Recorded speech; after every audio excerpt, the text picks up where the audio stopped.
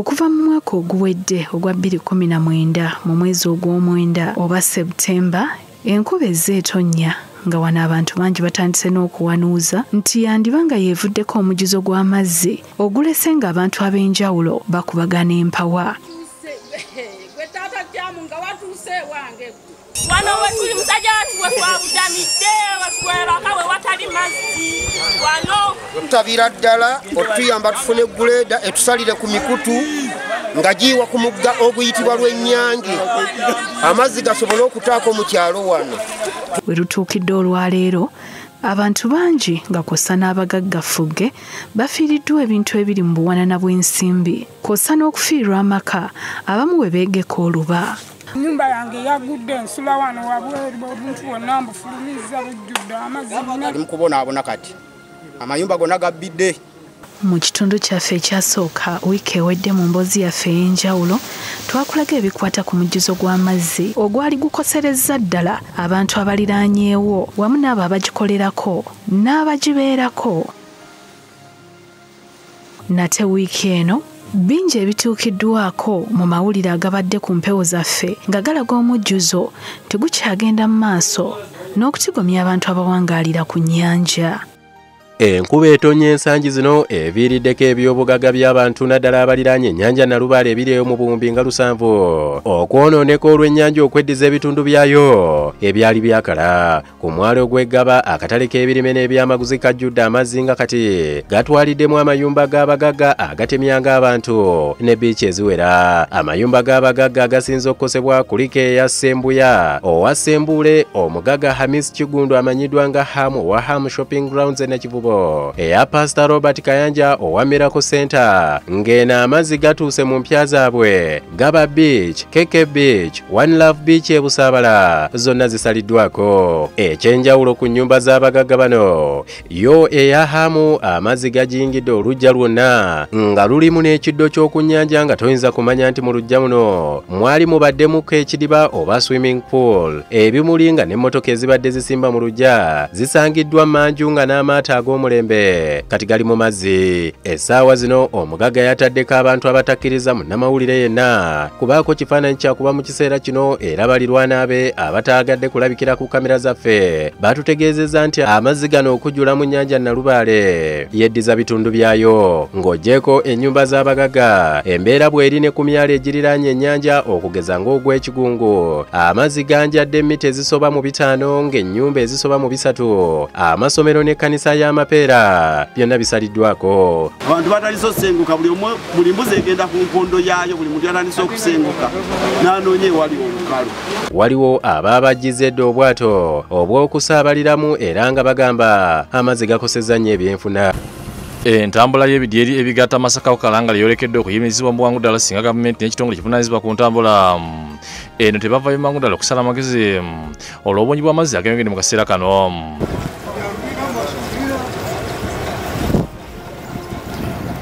Kalangala eriko ebizinga 4 nga luno lwe lugulu lwa gavumenti olugatta ebizinga ku lukalu. Ekiva wasimbibwa ebidyeri okuli MV Paul ne MV Sese bye bimu ku byolekedde okuyimirizibwa olw'amazzi amangi okusanya olutindo okubadde kugoba ebidyeri bino. Kino kyongedde n'abantu abakozesa entambula eno okutya olw'ekiyinza okuddako singa ebidyeri bino biyimirizibwa. amazzi go mangi nnyo so singa tetuyambibwa mangu tuyinza okuba nga tukyasobola nga entambula yaffe gye tulina ekkubo lyaffe fere zijja kutuka okulemerera okugoba bulungi. Fere tuga okuyimirira kitegeeza ffe tuba tusaliddwako. Mu kaseera kano ekifo awasimbibwa emmotoka wamu n'abantu we balindira ebidyeri wonna wajjudde amazzi nga n'omuntu ogenda okulinnya ekidyeri ayita mu nnyanja. Nnyo kubanga piki zitumenya kati byonna sindise n'ebibenga ekifuba kiruma. Ebidyeri bino abagoba babyo kati bibawa akaseera akazibu okusobola okubigoba ku mabbali g'entindo. Kapiteni ICJ Geoffrey Ngone mugoba w'ekimu ku bidyeri ategeezezza nga bolekedde okuyimiriza ebidyeri bino singa tebaba kikolebwa mu bwangu. Kubanga kati area yonna gye tuteeka feri singa ebasaba maji obviously tuba tuyimira. Ategeeza mu kaseera kano bali mu kutendera ogusembayo nga singa amazzi gano ganamala ne geeyongerako katono ebidyeri bino kyandibawaliza okubiyimiriza ekyetagisa mu kaseera kano kwekugera ku bungi bw'amayinja mu kibangirizi abasimba emmotoka zinawamu n'okuzimba olutindo ebire bino bwe bisobola okugira nga bigoba.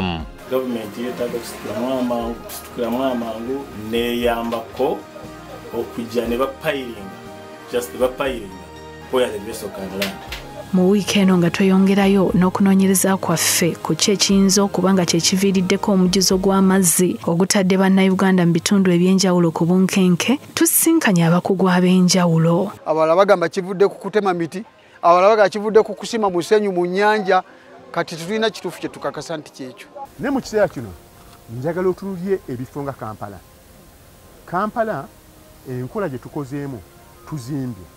Ne buli azimba asiba pavers ewakawe. Bamala okusiba pavers oba nasamu mu kolasi ewakawe. Kitegeeza nti amazzi nga bwe gatonnya okuva waggulu, bwe gatonnya ku ttaka, bwe gakkirira mu channels ze twakola esindika obutereevu mu nnyanja.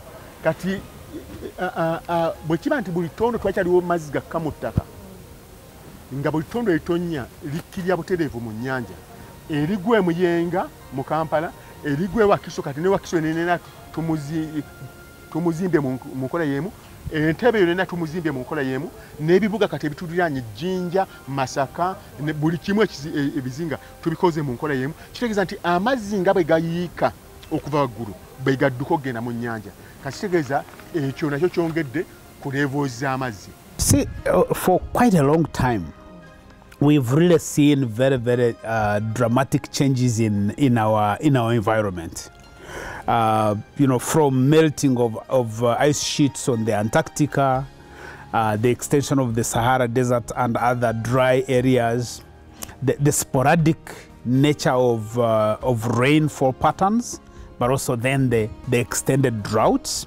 So you really see that even without going deep into the science, you realize that there is a major crisis as far as our climate is concerned. We twakoma mu wiiki eri ewedde waali wabula obutundutundu 8 okumenyawo ekyafaayo ekyaliwo omwaka gwa 1964 nga wano ennyanja Nalubaale yajjula n'etuuka ku mujjuzo ogw'ebitundutundu 13 n'obutundu 41. We twogerera leero ennyanja ejjudde n'ebooga era nga abakugu bagamba nti amazzi gatumbidde okutuuka ku mita 13 n'obutundu 42. Naye abaffe twebuuza enkuba eno etonnya ennyingi bw'eti eva ku ki? Kati bagamba nti olw'okuba emiti gitemeddwa nnyo kyekivuddeko amazzi gano okweyongera. Ffe waffe ababeera mu bizinga eyo tukimanyi nti enkuba etonnya n'eva ku makya obudde ne buziba. N'olaba mu kkubo awo okumpi awo ensulo ne zitandika okujja mu kkubo. Kitegeeza nti enkuba eba etonnye nga kumpi ng'olaba nti ensulo zivaayo ne zitandika okujja mu kkubo w'otakisuubira. Ndowooza enkuba eba etonnye naye mu kiseera kino enkuba eyo sinabagirabako. Naye ekizibu kiyinza okuba nga tikiri ku butonde enkuba etonnya. Kizibu kisobola okuba nga kiri kuffe abantu engeri gye tukozesezza obutonde buno. Ekyokulabirako nyinza okulowooza twaliwo ebintu Katonda byatonda, Muzungu akigamba nga biri designed, nga byakolebwa okukuuma amazzi agagenda mu nnyanja obungi bwenkanawa obugenda nga sigo gayimiriza, naye Katonda nga yagakola. Waliwo ebintu etuyita, waliwo ebisenyi ebyo ebisinga obungi bifo Katonda byatonda nga bikuuma amazzi ne gabeerawo ne gekenunula mpola mpola ne gafiidinga mu migga oba ne gafiidinga mu nnyanja mpola mpola. Kakitegeeza gye gakoma okubeera mu bisenyi ebyo oba waliwo n'ebituyita ebisaalu n'ebifo ebirala nga ebibira. Nja kunnyonnyola lwaki ebibira nabyo mbisaamu. Kati ebyo gye gakoma okutambula empola kitegeeza nti amazzi gabeera mangi.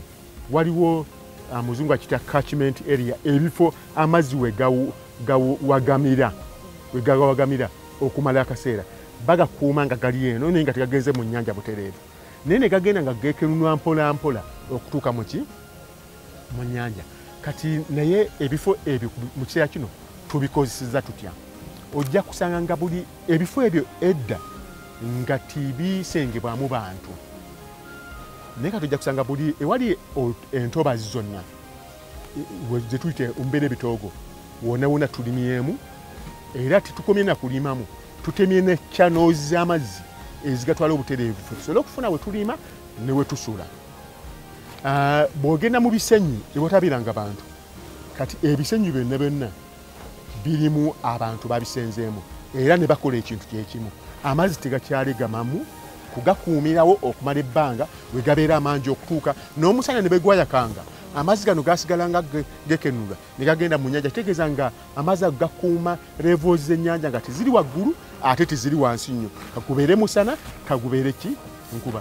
Erina ebintu biringa bisatu byevaako kati tulina tukiyita mu science bagiyita intertropical convergence zone oba ITCZ oba rain belt. Mu Luganda bwe tuba tukola embeera y'obudde wano nga tubawo embeera y'obudde tugiyita omukuubo gw'enkuba. Omukuubo gw'enkuba ogwo gulinga bw'olaba omuguwa. Singa okwata omugwa nange ne nkwata omugwa ne tuguuba omukuubo gw'enkuba bwe gutube gutambula. Olwaleero we twogerera era ne wona olaba embeera y'obudde gye tunaaba tuwadde olwaleero ojja kukiraba nti tulina omukuubo gw'enkuba gusaasaanye eggwanga lyaffe. Ensonga lwaki tufuna enkuba eyo ekyo kyekisooka. Tulina empewo eziva ku nnyanja ya Indian Ocean. Ezo nazo zireeta empewo empeweevu ezijja mu kitundu kyaffe ezisobola okubeera nti zituwaaki enkuba. Ate n'ekyokusatu tulina ebibira by'e Congo. Ebibira by'e Congo bivaamu empewo empeweevu era kyova olaba western side oba mu bugwanjuba tusobola okubeera nga tufuna enkuba. It's unusual even heavy rains coming in May because normally this short rain season would come around February, March and April. So and for Lake Victoria there is actually the science and the history shows that for the almost about the 400 years that this lake has been in existence, it has actually dried up even in a number of times. So for me it's not surprising that all of a sudden you have heavy rains within the hinterland and you have heavy runnings, water coming into the lake and the lake levels rising. I think that the challenge that we have is that as human beings, we have not been so disciplined to understand that nature will always claim its path.